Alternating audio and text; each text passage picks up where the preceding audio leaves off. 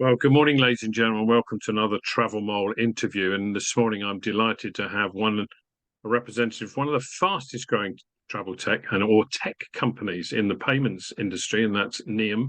And I'm delighted to have from the heart of London, my friend Spencer Hanlon. Good morning, Spencer. Good morning, Graham. Nice to be here. As I talk to you, I'm looking out on my left-hand shoulder and beautiful blue sky in St. Paul's Cathedral. So lovely to be here. Couldn't be more central, right in the heart of that payments industry. Lovely job. You could probably go downstairs and put a bucket out and gather some cash up as it goes past, couldn't you? Spencer, Nium has virtually come from nowhere as a name, but it's come to a lot of people's notice, not just in the travel industry, but in the payments field generally.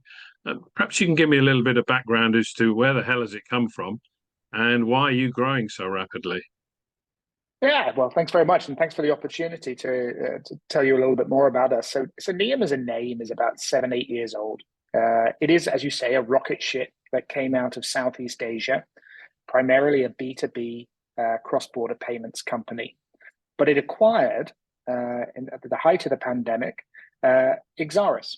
Now, Exaris is a name that many in the industry will know very well. It's been around for 20 years. In fact, we just celebrated our 20th birthday. Born out of the island of Malta, and during the pandemic was extremely challenged, as many travel businesses, especially travel payment businesses, were.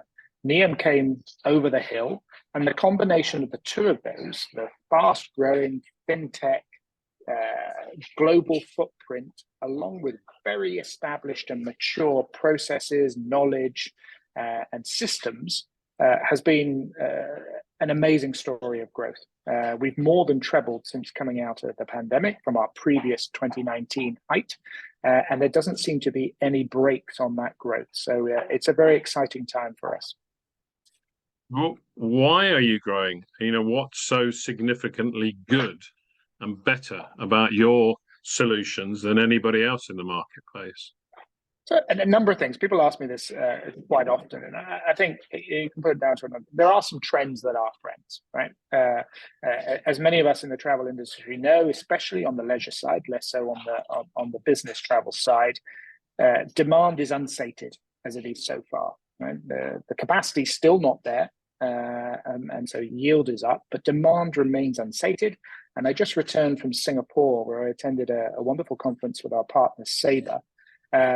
And it was wonderful to see so many agents coming out of China and really going through the process that we went through here in Europe and the UK a year ago, which is rebooting and restarting. And so I don't see that stopping anytime soon. The second thing is the demand and the need for digital payments in our industry, and to rely on a bulletproof, tried and tested payments network that survived all of the challenges of COVID seems to be exponentially rising. And I talk about this, and I get challenged for being quite controversial at times. The archaic infrastructure of our industry is starting to creak. And I mean by that central clearing houses, central distribution systems. As all players in the value chain are becoming more digital, NDC. Okay, it's taken a decade at least to get to where we want to be today, and another decade probably to get to full adoption. But these sort of, I can deal with anybody without having to go through a central mechanism, is really disrupting our industry, and payment needs to go alongside that. And so the demand for digital payment methods, whether it's card or other alternative forms of payment, in what is inherently a global industry, again, is just doubling year on year. And so that's very, very exciting. And I suppose the third thing I would say is just the power of fintech and this scale-up startup mentality.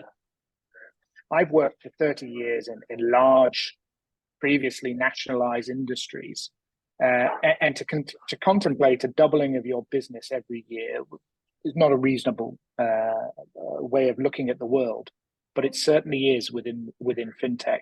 And so it's refreshing, it's exhausting, but it's very, very exciting as we see that growth. One of the things about technology in general, not just fintech, but any technology, one of the key factors of always is support, explanation, assistance, implementation.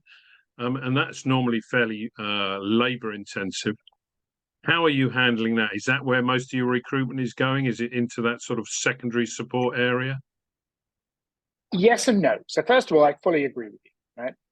There's no point in having a fantastic product and services if you're not there at the end of the line in a local language, in a local culture to support when things inevitably go wrong for whatever reason. You obviously try and minimize that, but you need to be there. So we are hiring in as many of the expansion markets, and we'll expand into at least 6 more this year. We're hiring on the ground technical and customer success individuals to support our customers.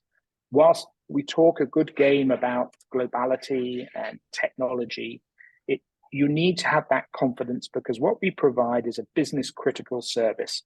If the consumer or the business can't complete the payment, then the transaction stops and the revenue tap turns off. So we absolutely accept that.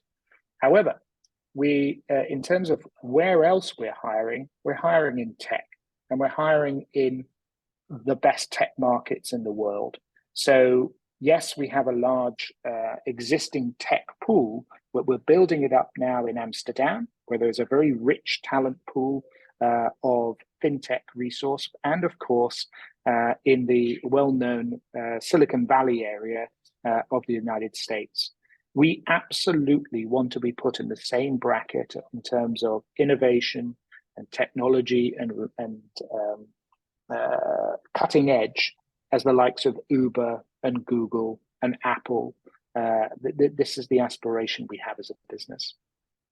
Very good. Well, with all of that excitement building around the company, or already there, in fact, how do people get hold of you? How do I want a piece of the action? I want a piece of modern payments technology associated with my travel agency or tour operation or airline or what cruise line, whatever it might be. How do we access your knowledge? How do we access the software between your ears, first of all, before we access the software that's on a digital platform? All right.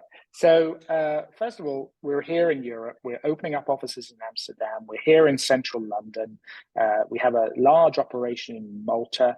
And we have offices in San Francisco and in Singapore and in Australia.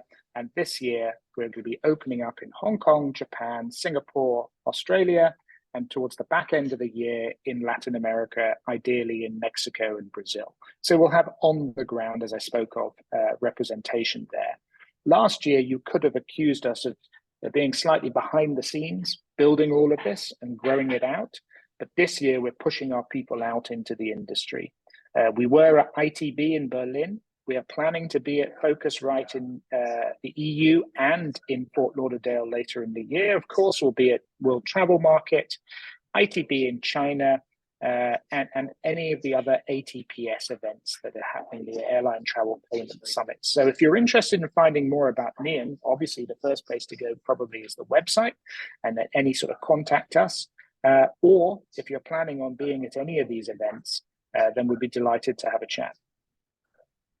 Well, thank you very much for your time. I hope the expansion continues apace, and I hope everybody inside the building remains excited and has that entrepreneurial spirit throughout. So, Spencer, thank you very much for your time. Thank you, Graham. Cheers.